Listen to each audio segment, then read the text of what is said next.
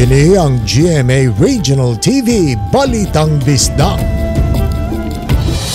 Malaumon ang mga negosyante sa Sugbo nga dili kaayo maapektuhan ang ekonomiya ug negosyo taliwa sa kalambuan karon sa politika sa nasod. Ang report ni Nico Sereno.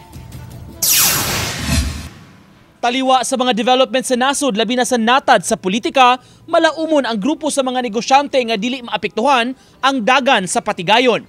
Matud sa presidente sa Mandaue Chamber of Commerce and Industry o MCCI, kini labi na gyud sa aspeto sa turismo nga maoy padayong gipaninguha nga mapalambo pa pinaagi sa pagdani sa mga langyaw nga mobisita sa Pilipinas. The whole country is still driven by tourism, and if you can see, there are already warning travel statements from other countries like Australia, don't go to, be careful in the Philippines. That really affects our arrivals. Positibo hinuon si Inok nga bisan sa mga panghitabo, maengganyo gihapon ang mga turista nga mobisita labi na dinhi sa Sugbo.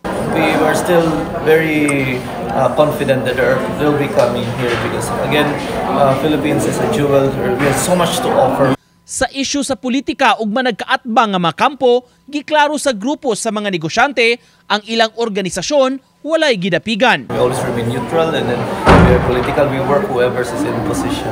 So yeah, we are always a conduit of the city. We are always a conduit for economic growth. Nakigtigom ang mga opisyales sa MCCI ug sa Vice Mayor sa Dakbayan. Gipresentar nila ang mga pagpangandam alang sa Mandaue Business Month celebration. Kundi gitimaan nila ang ika-60 katuig na anibersaryo pagkaorganisar sa maong organisasyon sa mga negosyante. Nico Sereno, Balitang Bisdak.